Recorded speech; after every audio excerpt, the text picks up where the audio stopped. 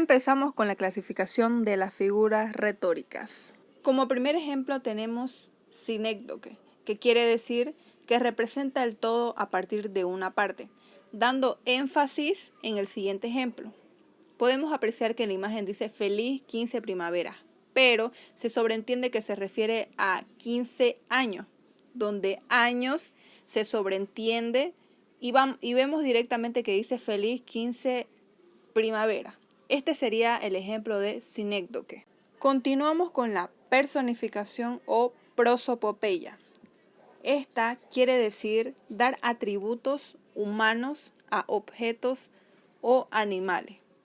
Vemos en la representación a Buzz Lightyear, que representa a un dibujo animado que tiene una personificación humana. La metáfora. Se trata de dos campañas de invierno que visten a estas frutas con suéteres con el objetivo de anunciar que están abiertas durante el invierno. En la siguiente figura podemos apreciar que hay una comparación entre la Sprite y la 7-Up.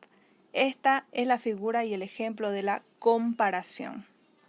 Por último, pero no menos importante, tenemos a la animalización, que esta se trata de una figura que consiste en la comparación entre personas y animales. Como podemos apreciar, hay un nombre que es una figura que la están comparando con un tigre. Rar.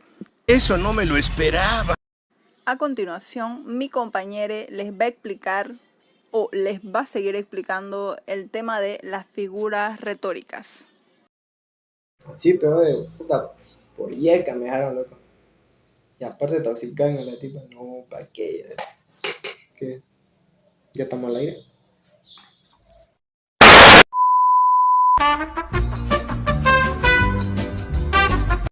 La metáfora es una figura retórica que consiste en establecer una relación de semejanza entre dos elementos distintos, destacando características compartidas entre ellos.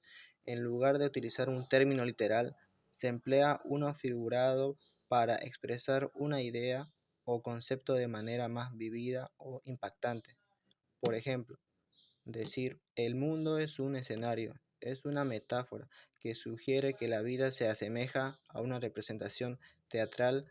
En resumen, la metáfora es una forma de expresión que se utiliza la analogía para transmitir significados más profundos o creativos. Símil es una figura retórica que compara dos cosas usando la palabra como o cual, destacando una similitud entre ellas para hacer la descripción más vívida o comprensible.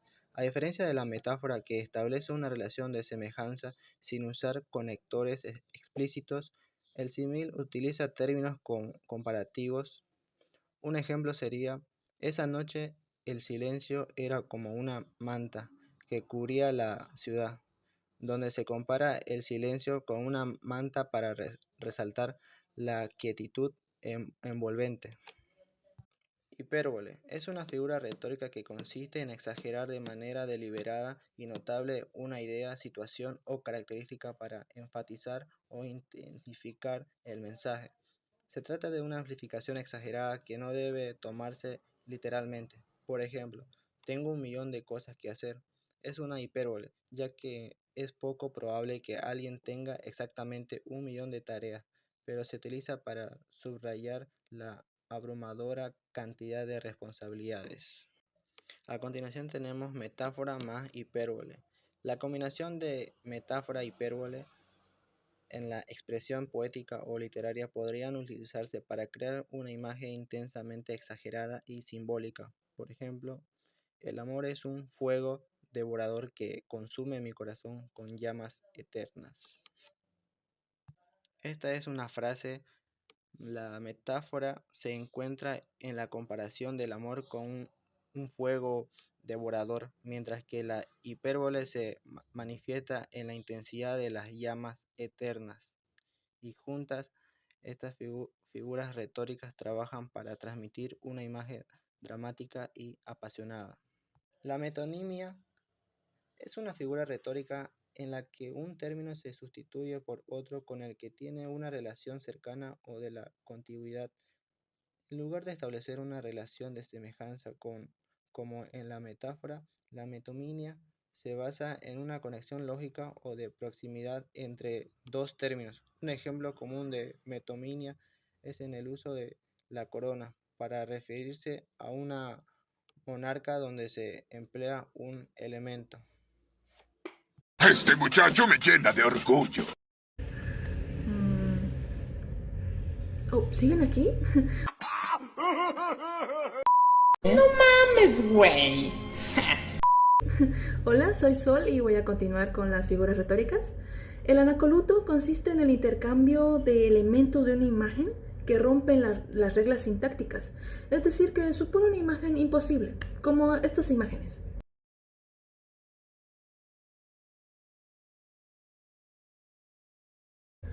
Luego tenemos el elipsis, que es la supresión de algún término en la oración. Aunque a veces sea necesario, se sobreentiende el contexto de estas imágenes. Por ejemplo, luego tenemos el eufemismo, que es la habilidad de decir algo sin tener que decirlo realmente, como estos pósters de películas.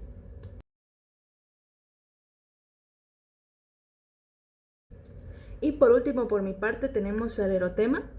Este consiste en realizar una pregunta sin que sea respondida, por así decirlo, como estos afiches.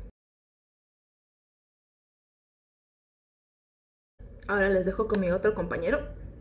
Hiperbatón es una figura retórica que consiste en alterar el orden habitual de las palabras en una oración para resaltar ciertos elementos o crear un efecto estilístico.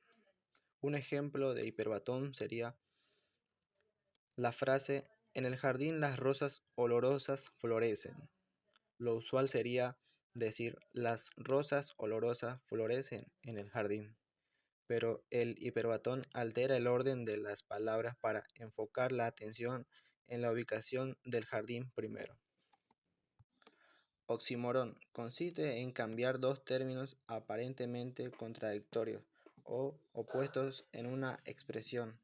El propósito es crear un efecto llamativo o provocar reflexión.